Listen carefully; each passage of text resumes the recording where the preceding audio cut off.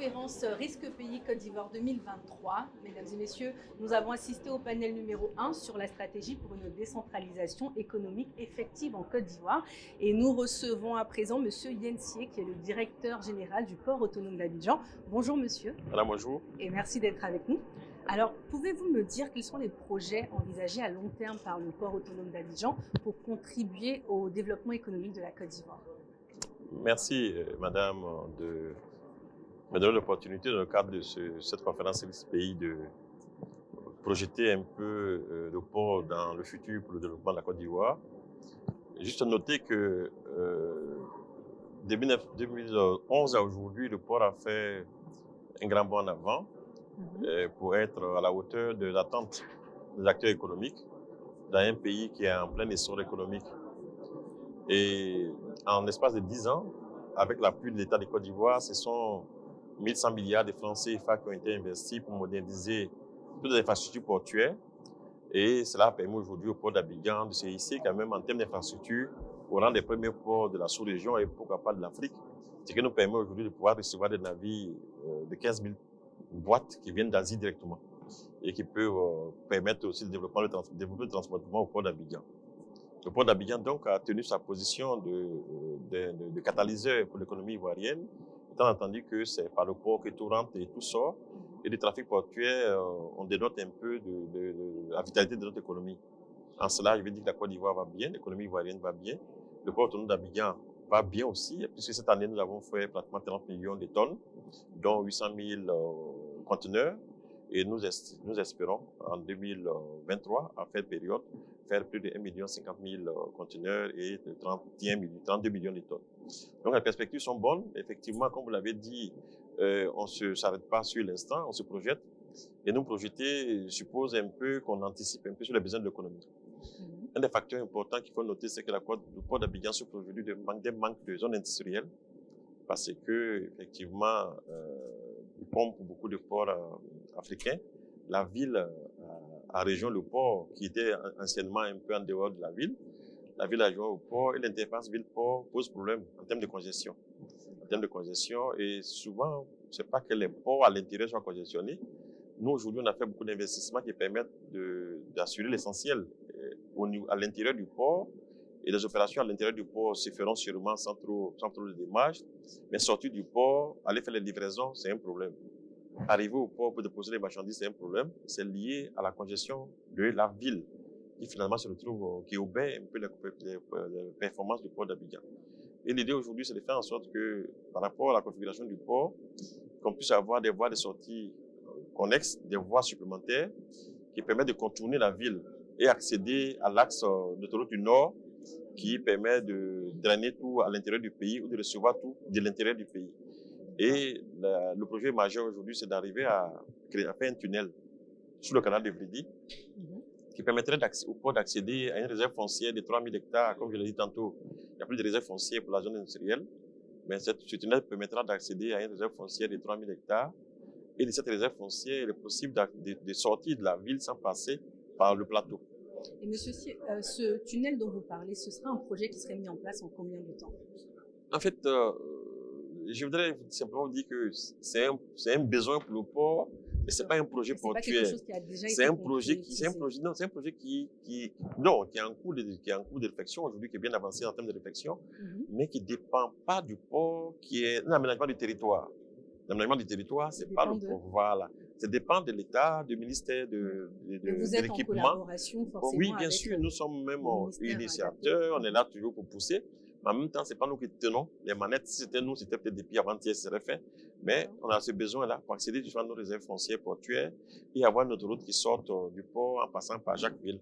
Ça permettra de faire soulager la ville d'Abidjan. C'est un projet important parce que aujourd'hui, beaucoup de ports se sont développés avec des zones industrielles, avec même des zones industrielles, des zones franches. Le port d'Abidjan est un grand port. On a des infrastructures aujourd'hui à l'intérieur qui font qui peut faire rougir d'autres personnes, mais l'environnement portuaire n'est pas très adapté à un port moderne.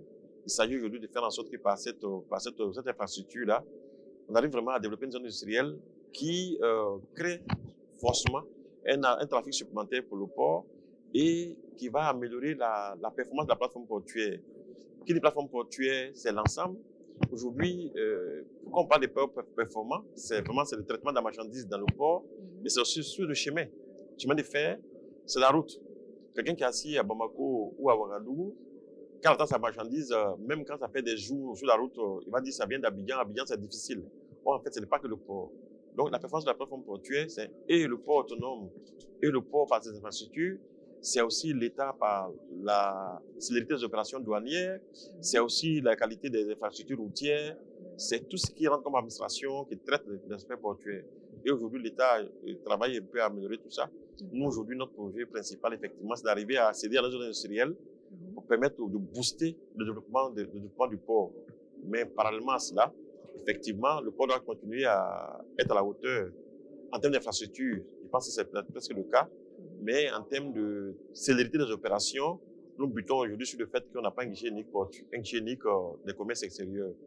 Le guichet unique, comme le tunnel, ce n'est pas le port qui le traite, c'est l'État. Et nous souhaitons que ces choses soient mises en œuvre. Monsieur Sié, malgré ces différents facteurs, vous avez quand même de grandes ambitions parce que dans une récente interview, vous avez dit que vous souhaitez faire du port autonome d'Abidjan un hub de référence pour la sous-région, mais également pour toute la façade atlantique de l'Afrique. C'est de grandes ambitions, ça. C'est de bonnes ambitions liées aux infrastructures, au développement des infrastructures. Aujourd'hui, on peut recevoir les grands navires qui vont dans tous les ports d'Afrique. Ce n'était pas le cas. Le terminal à conteneurs a été inauguré le 2 décembre 2022. Aujourd'hui, on est à un nouveau palier aujourd'hui où le port d'Abidjan... Et en 5 mois, vous avez une visibilité sur ce que ça vous a apporté? Oui, c'est clair que je vous ai dit que l'année dernière, on a fait 800 000 boîtes, 800 000 conteneurs. Cette année, on en fera sûrement 1 50 000. La comparaison des ports dans le monde, on ne traite pas des marchandises générales. On compare les ports par rapport à la capacité à traiter les conteneurs. Et à ce niveau, le port de Lomé, en 2022, est devant nous. Nous, on a fait 800 000 boîtes, ils ont fait 1 50 000 boîtes. Mais là, en fin d'année 2023, je pense que les choses vont s'inverser. Donc, en termes de plateforme portuaire, on se repositionne. On n'a pas de crainte par rapport à cela. Aujourd'hui, ce que nous souhaitons, c'est d'offrir davantage de qualité de service à nos opérateurs. Qualité de service, c'est justement faire en sorte que, en termes de temps, le temps qu'ils auront gagné au port, qu'ils ne le perdent pas dans la circulation parce que les voies sont congestionnées, parce que le chemin de fer ne marche pas bien. Mais je suis heureux de ce qui est au niveau de l'État. L'État travaille justement à faire en sorte que la plateforme portuaire soit performante avec le développement du chemin de fer parce qu'en réalité... Mais j'insiste sur cette question. Vous n'avez même pas une idée du temps que cela pourrait prendre, même si ça n'a pas encore été lancé. Vous avez forcément une idée... Non, je vais dire quoi, dans les 5 ans à venir, c'est un maximum. C'est un maximum. Mais je pense que on pourra vivre avec l'existant moyennant quelques ajustements. Mais dans les 5 ans à venir, c'est un maximum parce que justement, ce dont je parle, c'est vraiment de cette actualité. Au niveau de l'État, c'est des sujets qui sont mis sur la table aujourd'hui.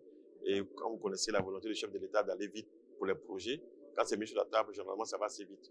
Donc quand je donne 5 ans, je pense que je suis un peu large en termes de délai. Mais très rapidement, on espère pouvoir voir ça aboutir. Et si on a cela, ce n'est pas que pour le port. C'est le port, mais c'est la ville. Quand demain, on n'aura plus de camions qui traînent par le plateau, c'est la ville, il y a un gain économique fort. Gain financier, oui, mais gain économique fort parce que si la ville est décongestionnée, en termes de temps de transport, c'est bon pour tout le monde. Donc le port va en profiter, mais la ville d'Abidjan aussi va en profiter. D'accord. Merci, Monsieur Yensié, d'avoir répondu à mes questions. Je rappelle que vous êtes le directeur général du port autonome d'Abidjan et merci à vous de nous avoir suivis. Merci, c'est bon.